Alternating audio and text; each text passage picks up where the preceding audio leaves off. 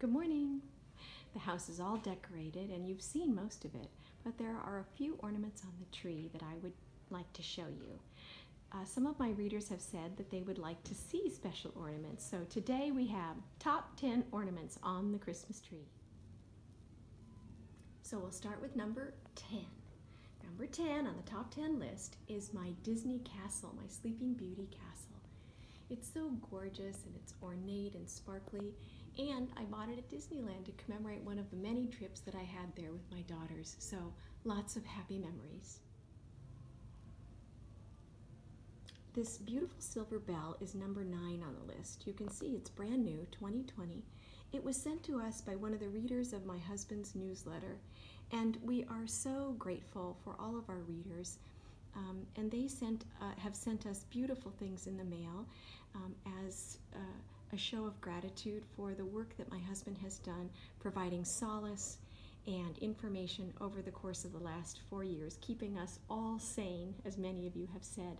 So, beautiful ornament from a beautiful reader. Number 8 on the list is this tiny, tiny little cricket. Sometimes favorite ornaments don't have to be the largest. Sometimes they're the tiniest. So this tiny little cricket, I just love him. He's so sparkly. He's an old world Christmas ornament, and he just tickles my fancy. Number 7 on the list is the Space Needle. I love this Space Needle. It looks exactly like the one in Seattle. And I also love it because I actually went to the World's Fair in Seattle when it was there with my parents. I was tiny, but I do remember, and I remember going in the Space Needle. So that's a really fun memory. Some of you may have already seen this, but that's okay. It's definitely number 6 on the list or higher, my Barbra Streisand ornament. I love Funny Girl. I've seen all the Barbra Streisand movies, and I just adore this ornament. A Star is Born. Number 5 is this Sequoia National Park sign. You know, we have a little cabin in Sequoia National Park, and it's been such a joy for us and for our family, bringing our girls and their friends up there, and now our new family. Also, I have another little ornament from the same company, the Old World Christmas, which is a little cabin in the woods. But this year, it broke. It dropped from the tree and broke, and so I'm going to try to replace it. But this and my little cabin in the woods are number 5. This ornament has to be in the top 10.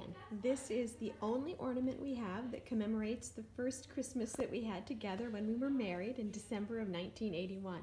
And the great thing about it is it's not breakable. It's a plastic ornament covered in yarn or thread with a plastic shrink wrap around it. So it should last a long time. And we put it up together every year. Number 3 is this beautiful Fabergé imitation egg. And it is from the Hillwood Museum, the Hillwood Estate, Marjorie Post in Washington, D.C. It is the most beautiful place. It's my second favorite museum in the whole world. The first is the Huntington. I know you think the Louvre might be in there, but it's not. It's the Huntington and then the Hillwood. And mostly because they have the best china collection in the world. But this is a beautiful lily of the valley with rhinestones and pearls. And Marjorie Post collected a lot of Russian treasures. And so she has some Fabergé eggs, and they had an exhibit, and this was one of the ornaments to commemorate that exhibit. It might be hard to believe that this is ornament number 2 on the list, but and it's probably 40 years old. In fact, it is 40 years old because I started teaching when I was around 23, so pretty close. This is one of the first gifts that I got from a student, and I was so taken with it. It was so unusual at the time because you only had, sort of crystal ball ornaments on the tree, and she gave me this little nest to put on the tree that it has inspired my bird collection for the tree. But I just love it. The little bird and the little egg in this beautiful nest. Number 2. Number 1 on the list is this white Siberian tiger from Slavic Treasures. Now, I bought this in Las Vegas at the Mirage when